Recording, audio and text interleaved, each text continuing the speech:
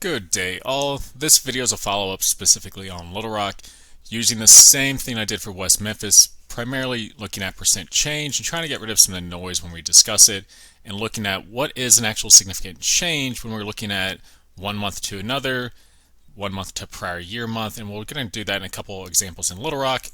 West Memphis is a bit more in depth. Today's video is going to be a bit shorter just because I have a longer one on it. I'll link to Dr. Andy Wheeler's blog post about this and why it's important. This visualization again is a prime example of that. When we see sometimes a 200 to 300% increase, by sheer value, when you hear that on the news, social media, politicians, it's the oh shit moment. We have to do something. It's a terrible increase. What's going on? From 1 to 4, 0 to 2. I'm not saying homicide is not a major crime that needs attention, but when we look at the actual counts themselves, there is a change there. So we want to know if there's a significant increase, decrease, or if it's kind of like pretty much normal. So we want to identify spikes for the most part, especially when it comes to violence itself. So for that, we'll use a Poisson distribution and pull that out, and we'll look at it. This kind of comes along with a proposal that I'm working on with some colleagues in Little Rock, focusing on Mapleville Middle School and violence reduction efforts there. What you see in the map behind it are violent crime rates per 1,000 in census block groups. So there's about 155 across Little Rock. This was an aggregate or combined ag assault and homicide for 2021. And then you take it times 1,000 to get the rate for it. And you can see here kind of the variation. The darker color, the higher the violent crimes. This white outline here is for Stevens Elementary. It's a BJA site that we have going on for community schools, violence reduction, all that kind of stuff too. Happy to chat on that if anyone's interested.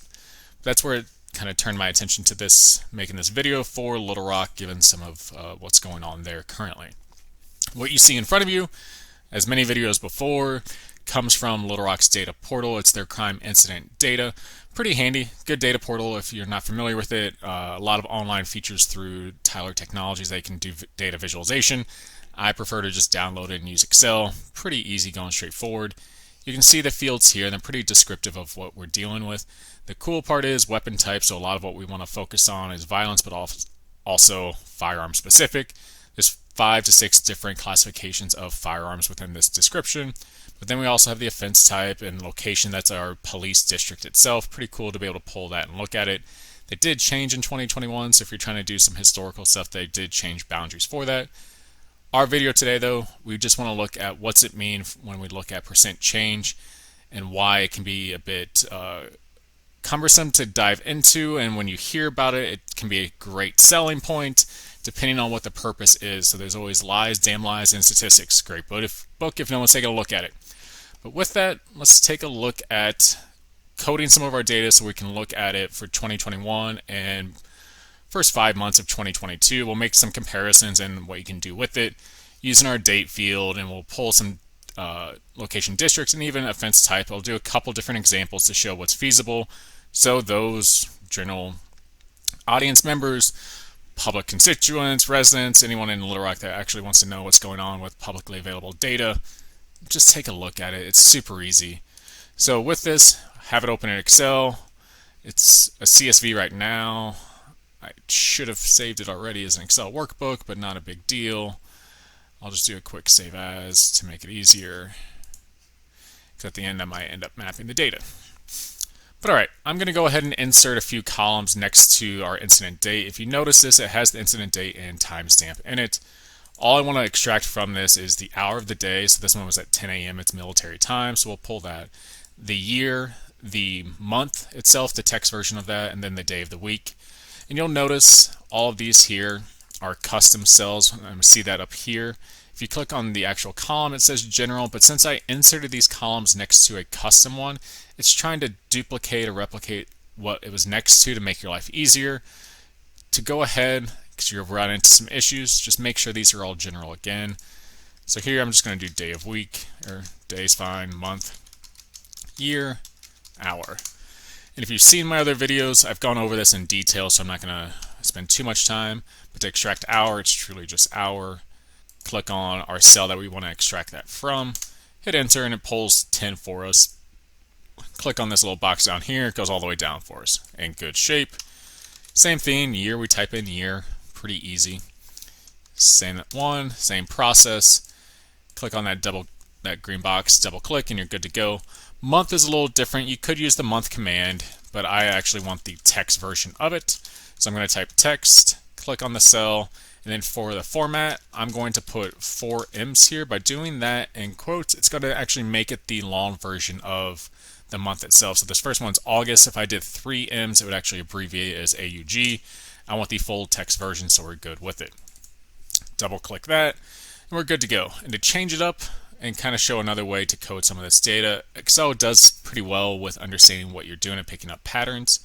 So with the incident date, I'm going to come over and actually change it to a long date. It shows day of week and month as text as well. So if I start to type this as Wednesday itself, Thursday, it's picking up the pattern for me. So if I just hit enter now, it's going to do all of that for me. I don't have to code it. I could use the same text one over here that I use for month and actually just make it day and or DDD, and it works the same way.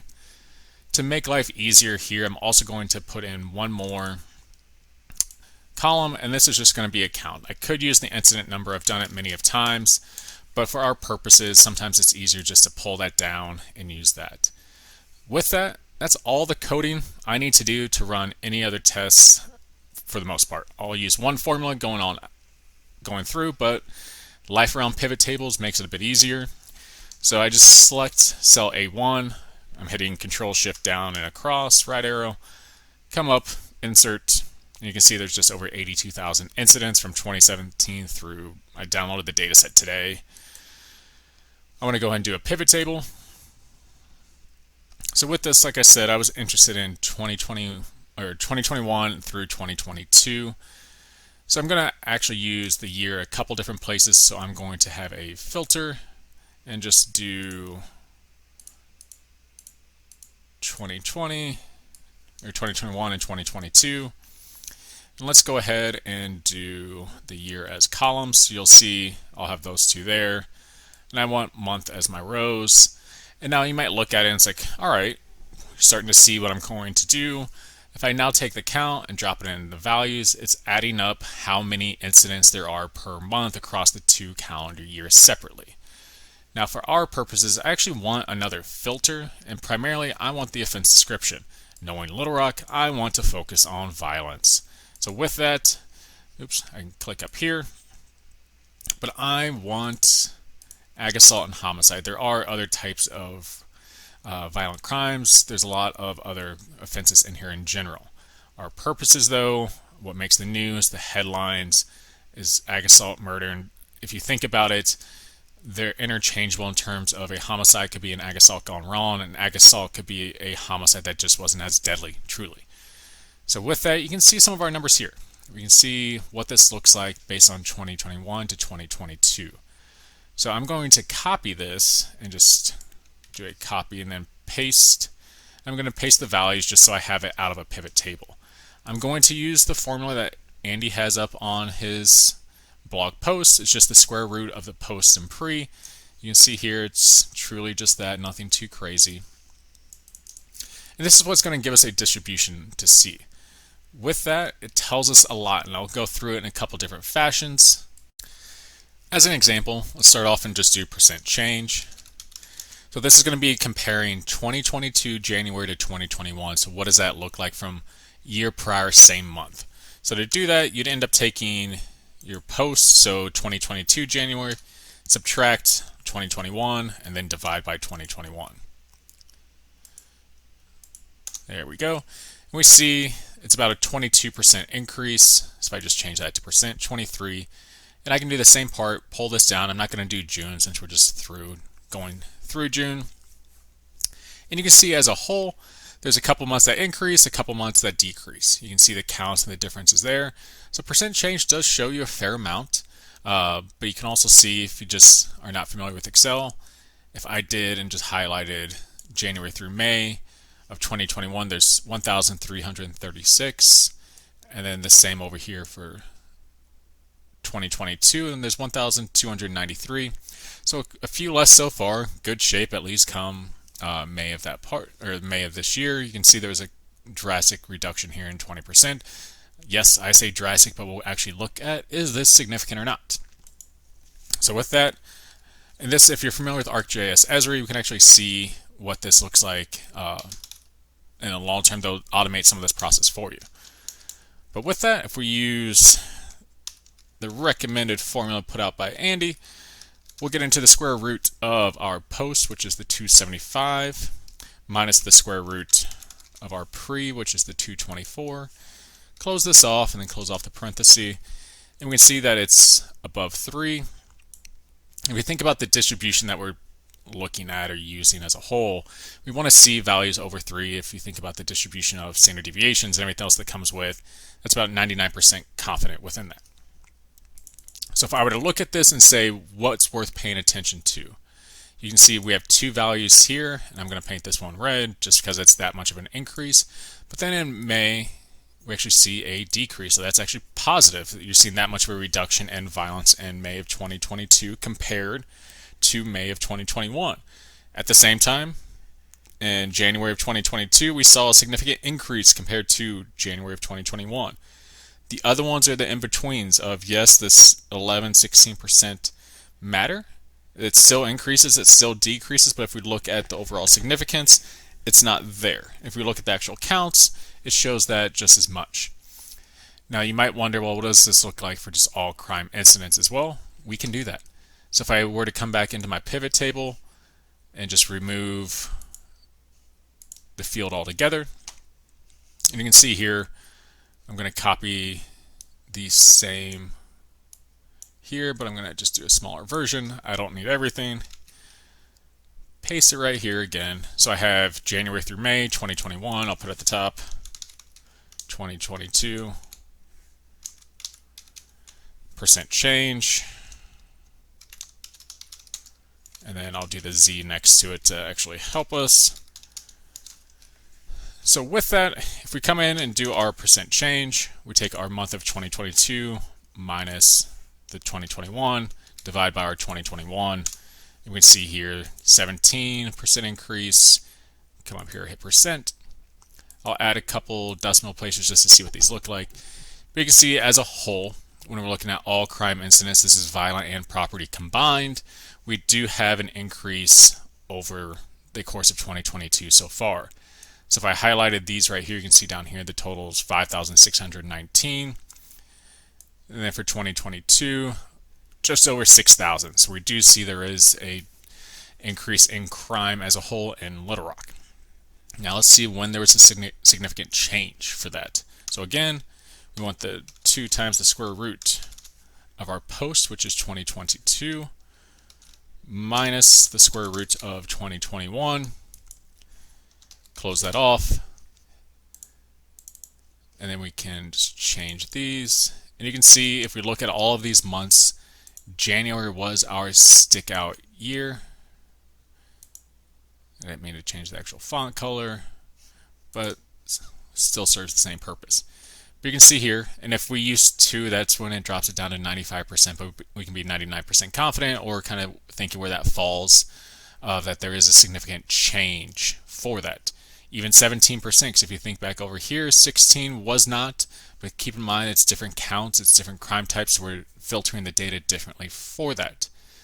There's other ways to do this, and to give another example, I'll use a couple different filters, but use police district, and in 2021 they changed from 2022, so that's why I want to do it that way. So I'm going to pull down the offense description in here.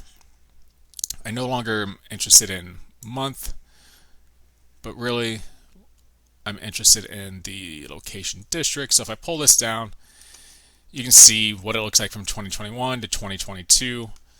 I'm going to change the offense description, but I'm also going to do the month and limit it to the ones that we know of that are full for both of them, and that would be January, February, March. We can do the first quarter. Not shocking, some agencies do it based on quarters.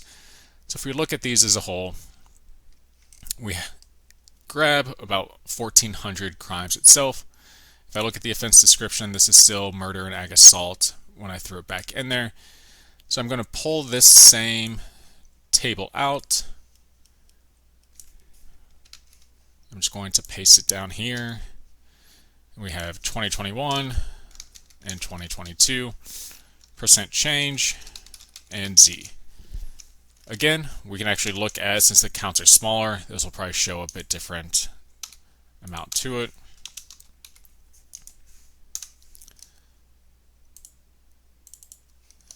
And we're already starting to see that. Hit percent. And you can see some already over 100, and we get one up to 300 when it goes from 14 to 60. Whew, that is an increase itself. But we can see now that it does increase, and some go down. So not every district is seeing a surge or a spike in violence itself. And we know crime is concentrated, violence concentrated in certain streets, neighborhoods itself. That's showing here again. So if we actually take and look at this to identify significant change itself, take our post square root minus the square root of our pre, close that off, close it off again, we're good. If we come down, I'm not going to go through the conditional formatting for the coding, but if we were to go through some of our large ones, again, values over 3 identifies a significant increase. Values that are, say, under -3 is a significant reduction. So you can see that there are ones in both directions. So we do see significant increases in violence in District 62, 55, and 42 going from calendar year to 2021 to 2022. We're looking at the first quarter, so that's January, February, and March. So we can actually look at these spatially. I have other videos looking at that specifically on how to bring in the police districts and how to map that in Excel. But we actually see in District 72 there was a reduction from 34 to 7. So we saw a significant reduction or decrease in violence itself. Also makes me wonder if the districts changed at the start of the calendar year in January of 2021 or if it was mid. I just pulled this very quickly, wanted to do an example of that. But what I did here, you could do a number of different ways. A lot of people will make, from a comp set, if you're not familiar, want to look at week by week. Similar how I pulled day, month, year, and hour. I can add another column here and just say week. And the good and bad of it is you can number a week, but I'm not a huge fan of this because if your analysis, your findings are influenced by how you start the week. So if I select the cell here, and then when I do the next part is how do I want to start my week? So based on the number I put here, and that's where I say if I started on a Sunday versus a Monday, this can shift it in terms of if your findings are that sensitive, you have to look at the temporal part to what you're looking at and if this is important. People like to present this and look at change over time, week by week. There's a lot of noise at the week level, day, especially week. That's why a lot of people look at the month associated with it. It gives a bit more freedom to it.